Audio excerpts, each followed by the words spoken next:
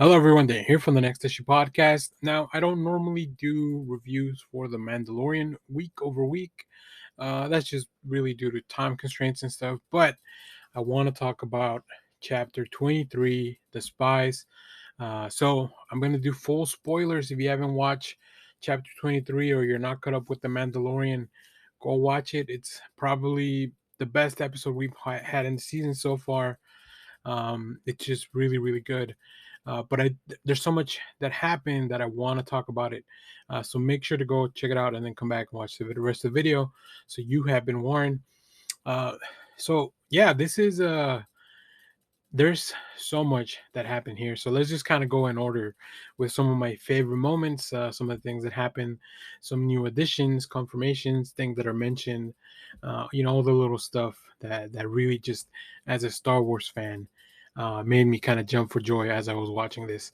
So first of all, this episode is called The Spies. Now we know Elia Kane is a spy, right? From the beginning, from the previous episode, with the scientist, with the cloning. But in this episode, we see um, a droid or a probe, an Imperial probe, that allows Elia to have a conversation with Moff Gideon. According to the reports received by the New Republic, Bo-Katan Kryze led a squadron of Mandalorians alongside Din Djarin and his covert. This cannot be. Those two factions are sworn. That's right, Giancarlo Esposito is back in one of the more menacing roles, and I think at this time in Star Wars, Gideon is probably one of the highest ranked Imperials. So they have a conversation, things are getting set in motion. And now Gideon is aware of all the progress that the Mandalorians have made. Um, so then we move a little forward. Another scene I really enjoyed was the introduction to this new Imperial Shadow Council, uh, of these, warlords, and everybody scattered throughout the galaxy. Public and its rules and regulations. And if we give them a show of strength, they will rally behind us.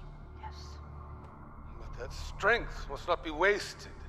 The Grand But in particular, I want to mention, first of all, this is, I think, as far as my recollection go, feel free to correct me in the comments, the first time that we have heard from Imperials in live action talk about Thrawn. I think in a previous episode, Ahsoka talked about him a little bit, but this is the first time he's kind of been brought up into this whole Imperials conversation, right? Captain, secrets are my stock in trade. I hear whispers from one end of the galaxy to another, and never a word of Thrawn. As we have found out from the Ahsoka trailer, Thrawn is who people believe to be the heir to the Empire. That's kind of really what his original storyline was back in the day with the Legends. And as of Rebels, Thrawn has been the one that really was pulling all the strings. So we have this Shadow Council. Now that's one of the big projects. Thrawn and his own fleet, his own command, are doing things their way, stockpiling really like a lot of resources that Gideon sends out a request that will allow him to fight back against these Mandalorian. Now, on the other side of this council, we also have Brendel Hux. New Republic. His research is lost.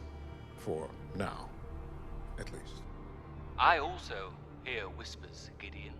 You held Pershing and were attempting your own experiments on Navarro. Now, he's portrayed by Brian Gleason, who is the brother of Donald Gleason, who portrayed General Hux in the later movies. So Brendel Hux is, I believe he's the General Hux's dad from the later sequels. And he's mentioned a lot in the mythology, especially if you read the Phasma book. You get to hear a lot about him, his relationship with Phasma. But yeah, this is really cool because it's filling in another one of those little gaps, right? Now, Hux is really interested in the research that the scientist was doing on cloning. He's in charge of Project Necromancy, which, of course, necromancy is the practice of bringing bodies back from the dead. Um, so, I mean, this is all kind of filling in those little gaps of the beginnings of the First Order, and their mission and their little original factions, right? So at this point, we have Hux working on his own project. We have Thrawn working on his own project, stockpiling resources. And then the third prong there is Moff Gideon, who is finally back to take on the Mandalorians. Because he wants to control Mandalore. He knows that the resources in that planet will give anyone an advantage, and we'll talk about that a little bit more in a second. Now, this episode is called The Spies. So we've only talked about one, Kane. There's some theories floating around in the internet about who the second spy could be, and that is the Armorer. I think the Armorer has been kind of set up this whole season as a bit of an antagonist. And I think, just from seeing videos, watching videos online, hearing people talk about it, and just kind of me observing my own observations, the Armorer definitely is. Overall, I thought it was going to be set up more of as a cultural antagonist, like, leaving the old ways, or maybe Din Djarin questioning the ways of the Watch, especially now that trying to bring all the Mandalorians together. We saw throughout the episode that even though they're willing to work together for the good of Mandalore, they still have a lot of differences. Pab Vizsla and Axe just get into a fight over a board game which I love that they're playing board games. But yeah, as they go to Mandalore and try to figure that out. So very interesting. We also see that the pirates from the previous episode had been sent to Navarro at the call of Gideon. So he's the one that also wanted to recapture that planet. So it looks like they have very specific targets. Gideon trying to rebuild back or gain back his empire as it was prior. Now, while in Navarro, I think some really funny stuff happens. Grogu gets like a little upgrade. They fix IG-11, which is now dubbed IG-12. He's now kind of like this little suit of like a little mech, really. So Grogu's now a mech pilot. So what do you think? They do nice work, I'll give them that, but Grogu is too young to operate heavy machinery. Maybe when he's older. No. What do you mean, no? That's able to help Grogu move around, and even has a little yes and no thing. So really fun. Now, going back to what I was talking about, as we go back to the main mission of these Mandalorians, exploring, they take their full armada, or whatever you want to call it, and to explore Mandalore, right? To see if they can bring back their home world. Now, as they get there, we see that they are ambushed. Not only, first of all, by this giant creature that I don't know where that came up with, but as they go underground, they're also ambushed by these new kind of like Mandalorian style troopers. So they have Beskar armor.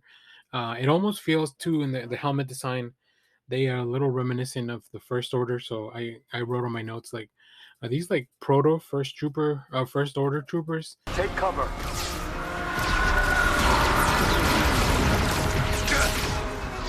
They're wearing Beskar armor!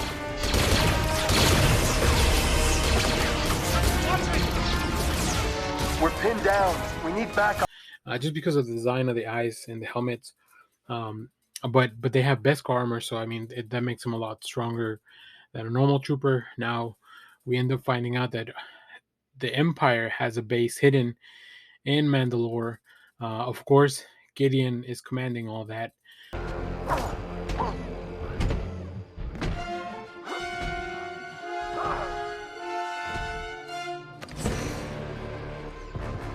And as Gideon shows up, he's wearing his, Death Stormer or Death Trooper outfit, but his helmet has the little points, very similar to what the armor has.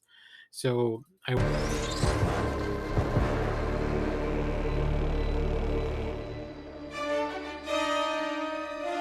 Disarm him. I wonder if that's kind of what made me wonder and kind of led to some of the theories that I saw online too. Like, not only do they have maybe they could have a common goal, or maybe the armorer has been a spy for so long, working under Gideon to try to control or steer things in a specific direction. Um, so that was really interesting. There's a big battle. We lose some great Mandalorians that we've met all throughout the season. Din Djarin is in trouble. He's captured by the Empire. So I don't know what's going to happen next, but I am very excited. Like I said, this was another great episode of The Mandalorian. Probably one of the most fun from the season for sure. And as far as just story level, this really is bringing in a lot of the lore that I think Filoni and Favreau want to kind of complete this era of Star Wars. Right, we are around 5 years or so plus after the events of Return of the Jedi, with the announcements from Celebration that there will be a movie that kind of ties all this stuff together. I think it's going to be really fun how these shows kind of drive towards that goal. So I'm very excited for that. Very excited to see the rest of the season, and also just to kind of talk about it because The Mandalorian's been a great show all season. So let me know down in the comments what were your favorite moments of chapter 23 or the season in general. And as always, thank you for watching, everyone. Remember to share, like, subscribe, hit the bell so you know when we go live. That is most Saturdays, 10 a.m. Central Standard Time. Stay tuned. We have more comic reviews, trailer reactions, TV recaps, all that fun stuff here in the channel. Thanks for watching, everyone. Bye-bye.